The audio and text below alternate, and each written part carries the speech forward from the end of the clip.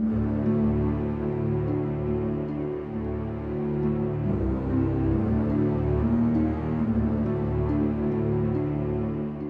Sunspace Sun, I'm Daisy Viktoria, and welcome back to this series on ancient Egyptian clothing. We are focusing on pharaonic or dynastic Egypt, which means ancient Egypt up until they were conquered by Rome. If you did not see the video I put out on the clothing and my experiments with that clothing, I will link that for you in the description. Today we're going to be talking about headwear, because a look is not complete without the proper headwear. Ancient Egypt was a very long time, like thousands of years, but what's really interesting is that the clothing did not really change all that much in this time frame. So we're going to kind of look at this in general. If you are someone who likes to get more specific into the history of a specific dynasty or time period, or perhaps you are developing your own ancient Egyptian persona for something, I do encourage you to look more specifically into that, because it would take a lot of time to go through every single aspect. And the focus of this video is going to be experimenting with the different types of headwear.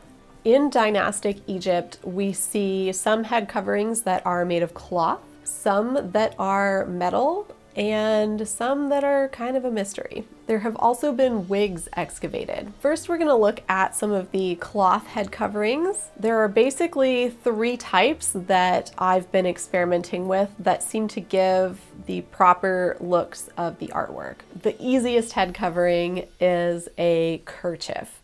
This one is based on one found in King Tut's tomb. It's just a piece of linen, and I hemmed all the sides. Now on all of these cloth head coverings, I've attached a string to the front of it, so that way it's kind of sewn all the way across the forehead, and then you can tie that string in the back underneath the head, basically. So that's what holds it on. Personally, I do like the kerchief because it helps to keep my hair out of my eyes, and it's just another accessory that kind of brings that dynastic Egypt look together. The next head covering I'm going to show you is called a Khat or an Afnet. This head covering is seen in a lot of statuary of high-ranking people. It's found on some goddesses. The goddess Nut wears one, and that is why I needed to make one for myself, because I was inspired by her to make a red sheath dress as my second dress I ever made, which I showed you guys in the last video. The Afnet is basically a big rectangle of cloth. When I made my first one, I stitched the rectangle together at the back and then wrapped it up to form that sort of tail thing. And I do think this is a way that can make it easy to put on and off if you don't like futzing with things.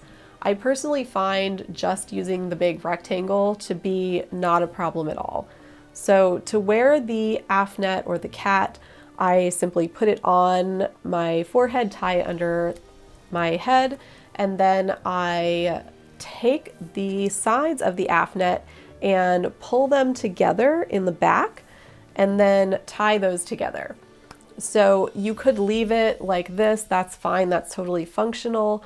Or you could continue to wrap it like I did with my first one and create that little tail. The Khat is sometimes shown with a circlet worn in conjunction with it. A lot of metal circlets or diadems have been attributed to ancient Egypt, and this particular diadem is one that I purchased from an Etsy shop called Spirit of the Goddess. I like this one a lot because I can use it for various eras and time periods, and when I invest in a really nice handmade piece, I like to get as much use out of it as possible.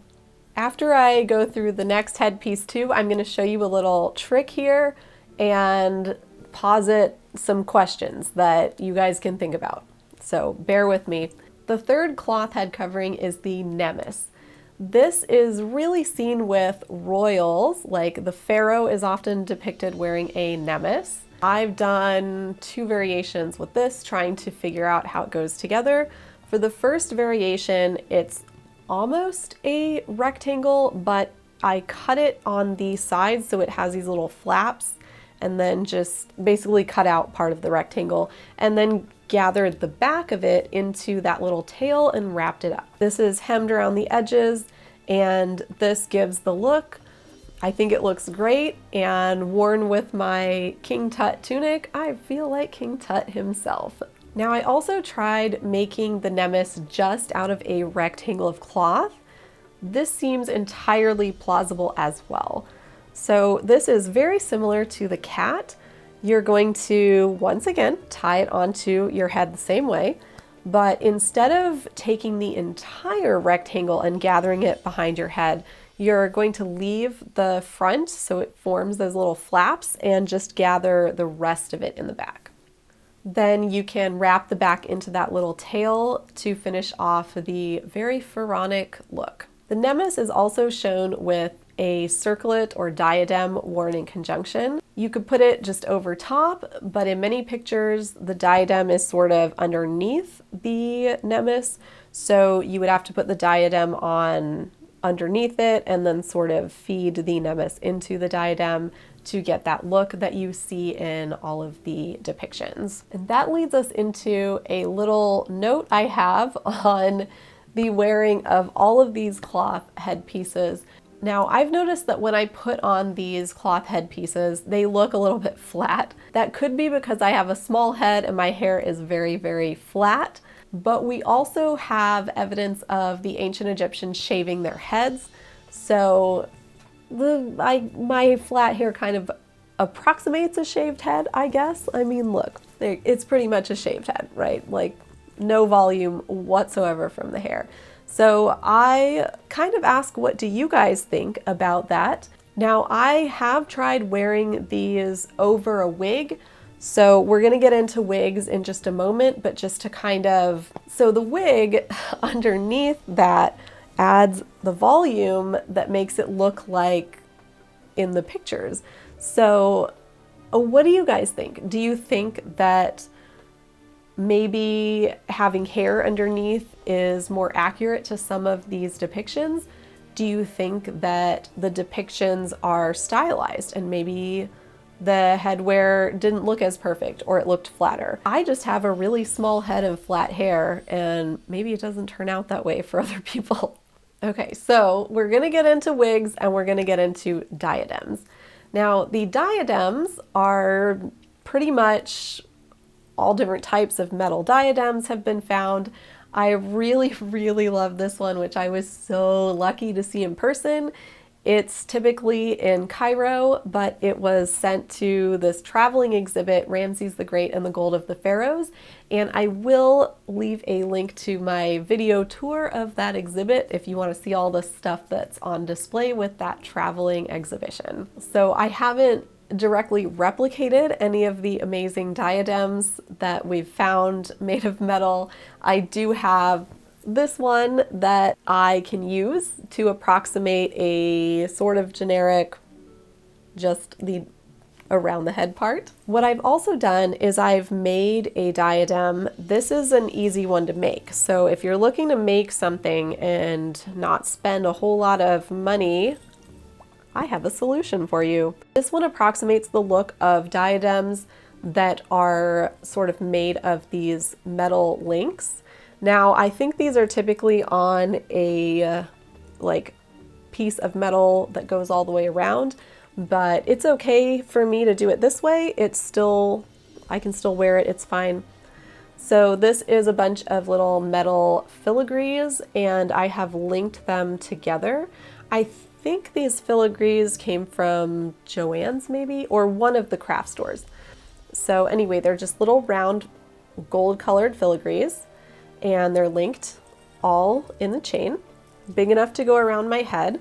And then I just used a ribbon to tie through these O-rings at the back. Now, we do see a lot of ties in the back of diadems and such in imagery, so that's great. And what I love about this tie also is that I can wear it just on my head flat, and I can tie it to fit that, because some days, even though my hair is very flat, I just might not want to wear a wig every day, right? So this works, but because it ties, I can also make it a little bit bigger so it can go over any wig that I choose to wear. What I've also done in the past for diadems is just a piece of fabric. So just basically a ribbon. I sewed this one out of rectangles of fabric, and this just ties around the head and ties in the back. Another very simple solution for a cloth diadem. I did also try this other diadem look. This approximates some of the more beaded looking diadems that we see in artwork from ancient Egypt. So this is another really cool diadem idea. Okay, so next up is wigs. We do have evidence of wigs being found in ancient Egyptian tombs. A lot of ancient Egyptian wigs were made of human hair, especially back in the earliest time period. Like the oldest ones we've found are human hair, but there's a lot of evidence of cheaper fibers being used. Palm leaf fibers and wool were more frequently used than human hair, which makes sense because they are a much cheaper option. Wigs could denote social status just like the other head coverings, and they might be sun protection too. When I first started experimenting with ancient Egypt as a persona option for reenacting, I just got like a regular black wig. I had the long-term goal that I was going to make a wig to be very much a reproduction of an ancient Egyptian wig found in a tomb. So I bought wig fibers. I was like, I'm gonna make this wig. Never made it. Eventually, I just reconciled the fact that I wasn't gonna make this wig anytime soon, and I looked for a wig that more closely approximated the wigs found in the tombs.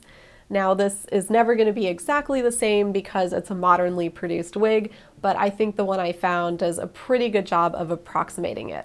So to wear a wig, if you did not shave your head, like I did not shave my head, I like to put my hair in a little ponytail, and then I have a wig cap here that's going to contain all of my hair. And then I'm just gonna put the wig on. Okay, so this wig definitely has the look of the wigs that we see in the period artifacts. This wig can be worn with a lovely circlet. If I wear the circlet or the diadem that I made, the one thing about the filigree and the wig is that the wig fibers like to get kind of stuck in the filigree fibers if I try to like slide it on from above.